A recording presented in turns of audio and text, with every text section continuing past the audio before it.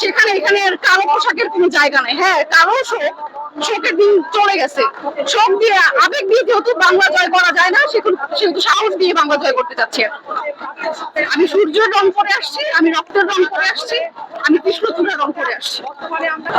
আমি চাইবো সে পদত্যাগ করুক, পুনরায় নির্বাচনে আসতে পারবে। সে যদি পতন হয়ে যায়, এটা খুবই লজ্জা। মারা গেছে, এরপরে আর মনে হয় না কোনো দাবি থাকতে পারে। একটাই এখন দাবি, সেটা পদত্যাগ। কারণ সে কি করেছে, কি অর্ডার করেছে, পুলিশের ছাত্রীকে কি করেছে, সবাই জানে, সবাই জানে। এরপরে আর কোনো হতে পারে না।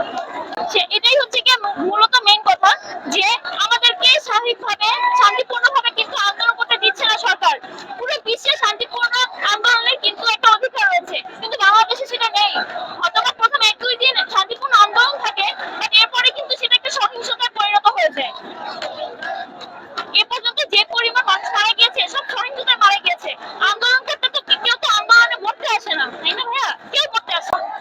আমি যতটুকু ধারণা করতে পারছি, অবশ্যই ছাত্ররা যেভাবে জেগে উঠেছে, যেভাবে রাস্তায় নেমেছে সকল পেশাজীবী মানুষরা, সেখানে আমার মনে হচ্ছে অবশ্যই সেই এমপি মন্ত্রী যারা আছেন, তারা সব গা বাঁচানোর জন্য, গা ঢাকা দেওয়ার জন্য দেশ চাচ্ছে, এছাড়া আর কিছুই না। আন্দোলনটা মেনে নেওয়া হলে আজকে এই পর্যায়ে আসতো না। আমাদের ছাত্রলীগদের যে পেটানো হয়েছে, পুলিশ লীগ দিয়ে পেটানো হয়েছে, তারপরে ওনারা আমাদেরকে নির্বিচারে হত্যা করেছে, আমাদের ভাই বোনদেরকে।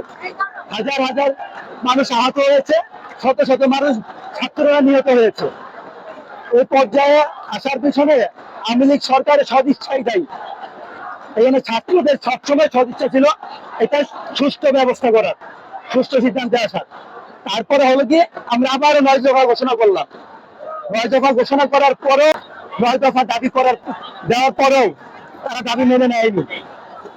তখন আমরা বুঝতে পারছি আসলে এই সরকার দিয়ে আসলে আমাদের হবে না, আমাদের দাবি আদায় হবে না, আমাদের মৌলিক অধিকারও মনে হয় আদায় করা হচ্ছে না, বাক স্বাধীনতা নেই, আমাদের গণতন্ত্র নেই। এখন আমরা বাধ্য হয়ে এক দফা এক দাবি, শেখ হাসিনার পদত্যাগ, এই আন্দোলনে নেমেছি।